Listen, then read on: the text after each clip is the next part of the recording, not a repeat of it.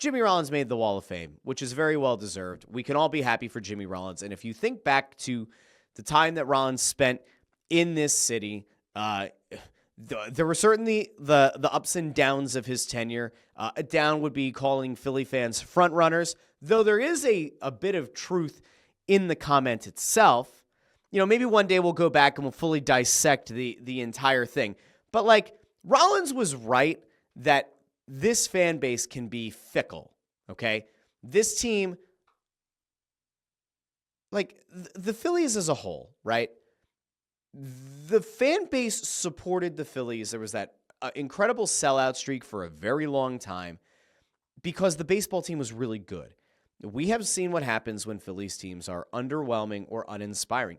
Even of late, there have been times within the last few years where the Phillies are a potential World Series contender, and yet the ballpark isn't full. When things are going very well, this fan base loves the Phillies. When things are mediocre, you get a really mixed bag in terms of attendance. You do get people who jump on the bandwagon. You do get people who don't support the team through all highs and lows. So Rollins, like to some extent, was right, but that lit people on fire. Who could ever forget the comment? I think that we're the favorite to win the NL East. Finally, that was a thing that became bulletin board material. But ultimately, like, Rollins was here through one of the peak times in the entire history of the Philadelphia Phillies. Won a World Series here. I mean, as much as people love the 93 team, they didn't get it done. That 08 team did, and Rollins was a huge part of it. Who could forget the year that Jimmy Rollins wins the MVP? Some called it a controversial win. Seemed very well deserved. He also played at a premium position. And, like, good on the guy for getting on the Wall of Fame. It is a very well-deserved honor. And I'll tell you what, very excited for him. I think that when people look back on Jimmy Rollins, they'll realize that they didn't fully appreciate him.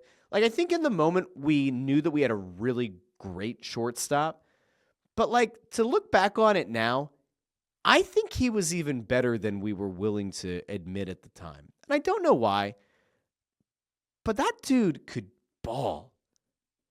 That guy was maybe it's because we had to deal with Trey Turner and Trey Turner's bullshit for a few years. But, like, Rollins was damn good.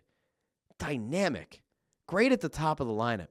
Could get on base. Could cause havoc on the base paths. Could pop a homer when you needed him to. He's a great guy. Could hit a gap. Love Jimmy Rollins.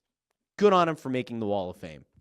Now, Sean C. with a good point. First 08 player to be inducted. I think it's well-deserved, especially because you also take into consideration the tenure here, the length of time that he was here, and again, the era that he was here. You could have made a case that maybe Ryan Howard should go on the wall. I think he'll get there. I would say that in aggregate, Rollins had a more successful career. I think that Rollins was the guy from that team.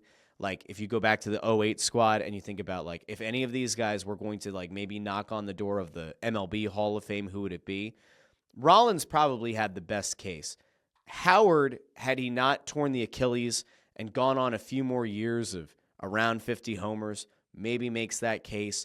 Chase Utley, who was very well beloved, there was a case to be made there. There were some down years towards the end that maybe affect his case negatively. Rollins, to me, always felt like the guy who was the most likely. Certainly wasn't Bobby Abreu, was not a Pat Burrell. Rollins was great, and it's very cool to see him get on the wall. Sean C. says, Jimmy's defense was incredible. He has the numbers that other actual Hall of Fame shortstops have had. A shame he won't have that luxury. We'll see how it plays out. I mean, it's going to be a while. I don't think that he does make it in. Greg Bondarenko asks, does this start the Wall of Fame run for the 08 team? I would assume that over the next few years, you're going to see Ryan Howard, Chase Utley, Cole Hamels will get on there. The real question is, like, play this one out in your head, okay? Because I know that this is going to sound insane. I know for a fact that when I say this, it's going to sound crazy, okay? I totally get it. I understand. And I'm not saying that it's a fully great idea, and I'm not saying that it's something that should be taken really seriously. But, like, does Joe Blanton get on the Wall of Fame? Like, I'm not serious, but, like, average Joe Blanton was on the '08 team that won a World Series.